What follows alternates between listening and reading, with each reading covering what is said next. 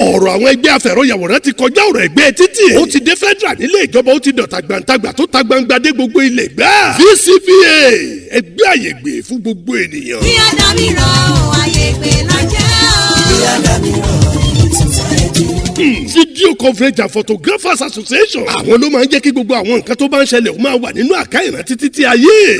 ní 28 of April yìí ní inauguration àwọn ẹgbẹ́ yìí o. ní UK Press Center lẹ́yìn Adégbémilé Àkúrẹ́ by 11 a.m. under the chairmanship of Honourable Kunle Adébáyọ̀ chairman OSRC. guest of honour ọjọ́ yìí ní Honourable Adédayọ̀ Ọmọláfẹ́. expensive the emisha. kábíyèsí ìwádìí dèjì of Àkúrẹ́ kingdom. àti ọ̀sọ́lọ̀ ọ̀fìsọ́lọ̀ àti akápẹ́sà ọ̀fìpẹ́sà ní royal father. comrade Wumi Abiloro chairman. ọ̀làyínká Abọ́ládé secretary. pẹ̀lú gbogbo àwọn olóyè tó kù àtàwọn ìgbìmọ̀ ètò. lóní kí n fọ́n rèé lórúkọ gbogbo ẹgbẹ́ VCPA pé Wednesday 28 of April yìí ìlàwọ̀ ètò alárin kékeré yóò balẹ̀ kàṣàgbọ́à níbi inauguration Àkúrẹ́ chapter VCPA ẹ̀ṣẹ́ pípọ̀. bí Ádámì rọ.